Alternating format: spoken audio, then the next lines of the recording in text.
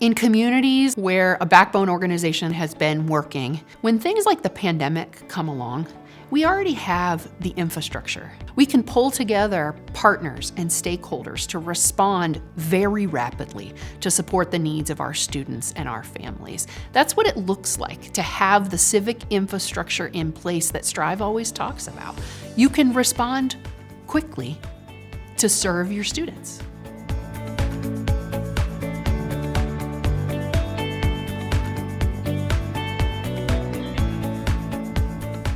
When the pandemic hit, we knew as a city school district we were not going to be able to respond immediately to the needs of our families. And I reached out to Learn to Earn Dayton, and they were able to help us respond to the technology needs, to the infrastructure needs.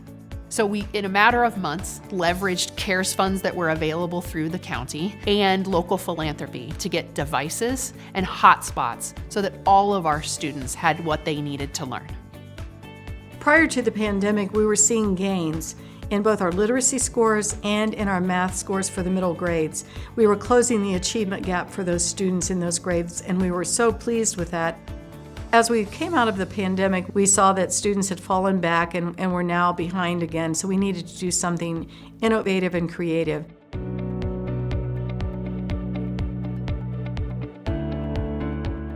In a double teaching classroom, the students truly benefit because it's a smaller class size, the teacher is right there in front of them and can focus on them at all times. Our first year of data indicated that we closed the achievement gaps again like we had been doing before COVID. We are so happy to announce that we have bounced back to pre-pandemic levels.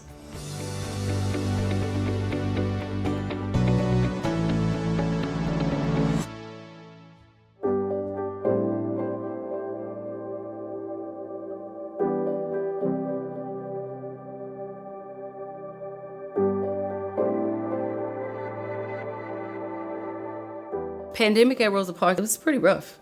Our third graders, when we truly look at it, are going to come in and will be functioning as first graders. Our first graders are pre-Kers. Our fifth graders, maybe second or third.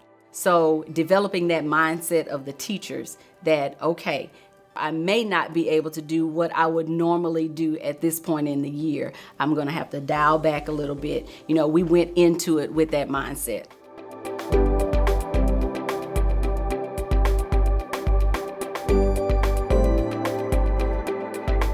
The commitment level was there, the push was there. Everybody said, okay, growth. So typically in our lower grades, our kinder through second grade, we follow running records. And so that's on a monthly basis. That gives us data. That data then informs our instructional palette.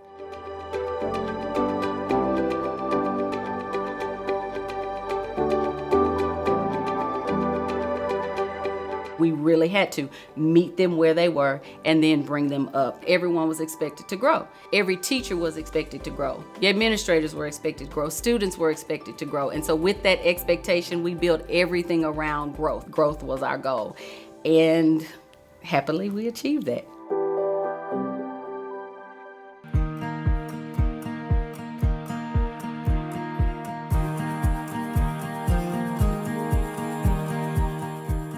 When I started in 2019, I was immediately introduced to the Future Ready team with Marin Promise, and we would meet monthly to discuss and brainstorm ideas about how we can get more students to submit their financial aid applications.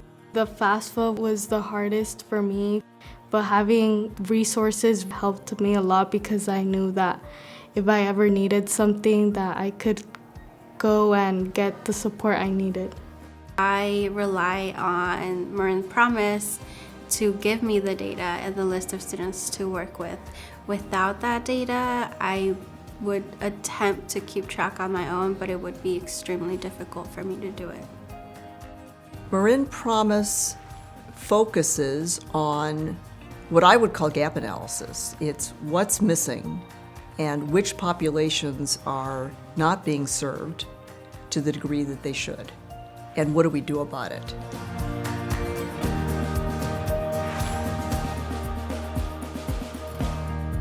Success Network is actually completely dependent on data. And the data that we look at is a cross-section of our students who we've identified are the ones that we think would need the most support.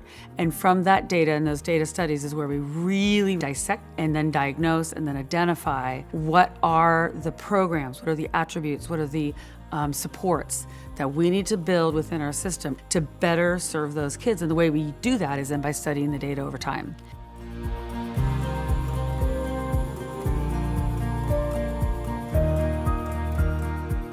Having Success Network in place during COVID, what it allowed is kind of that pause in the zaniness of where are we in the universe to sit and come together and actually say, how are the kids doing?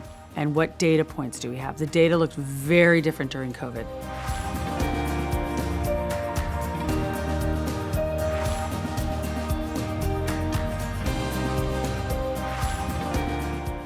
The reason the college and career initiatives succeeded to the extent they did during COVID is because of the discipline and the muscle that had been built in the years prior. During COVID, I tried my best with the help of the spreadsheets that Marin Promise gave me to keep track of students, reach out to them virtually, and I was able to maintain a high percent completion rate of financial aid. It's a very comforting feeling knowing like, oh, I can do this and there are people who are rooting for me.